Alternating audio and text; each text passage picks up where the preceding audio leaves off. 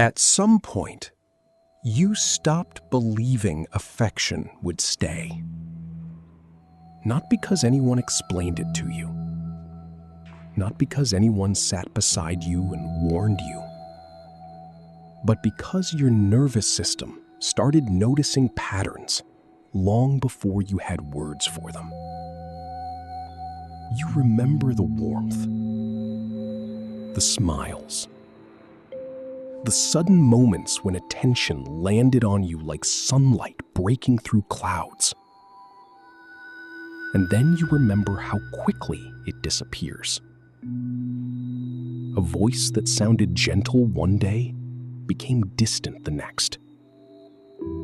A hand that reached toward you one evening seemed unavailable the following morning. You learned something children were never supposed to learn. You learned that love could arrive without warning and leave without warning too. So, when affection becomes temporary, vigilance becomes permanent. You begin studying faces the way sailors study weather. A pause becomes information. A sigh becomes information. A delayed response becomes information. Because somewhere deep inside, you are trying to predict the next disappearance before it happens. You become skilled at reading emotional temperature. You learn how to sense distance before words are spoken. You learn how to feel rejection before it arrives. And eventually, safety becomes impossible. Because even during moments of connection, part of you remains on guard. Part of you is already preparing for the goodbye. Over time, you stopped needing people to leave. You learned how to leave emotionally first.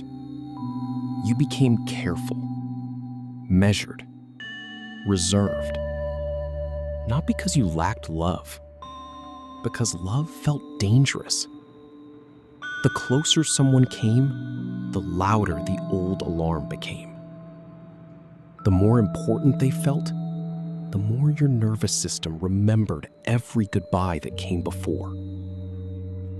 You learned how to stay partially hidden, how to reveal only pieces, how to keep one foot near the exit.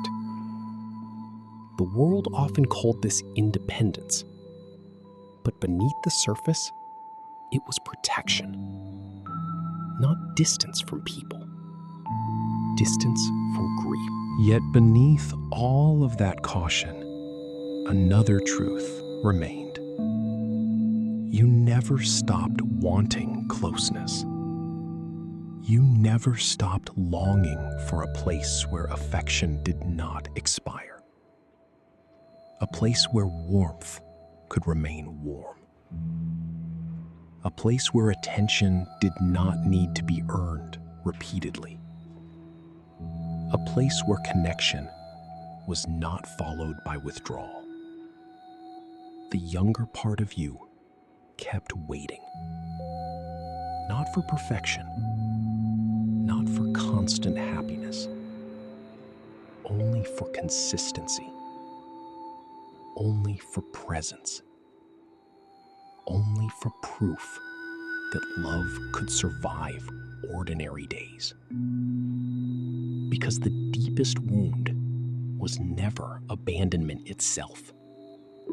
It was uncertainty.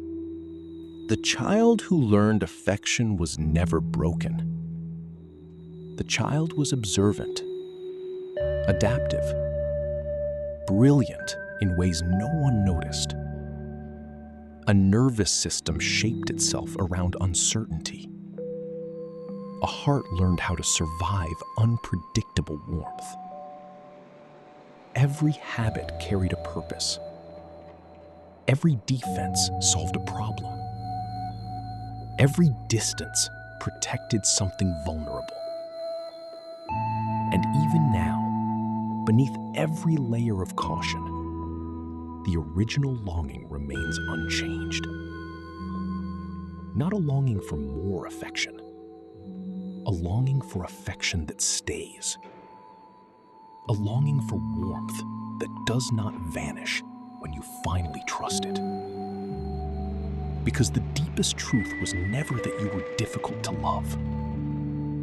The deepest truth was that you learned to expect endings long before you ever had the chance to expect staying.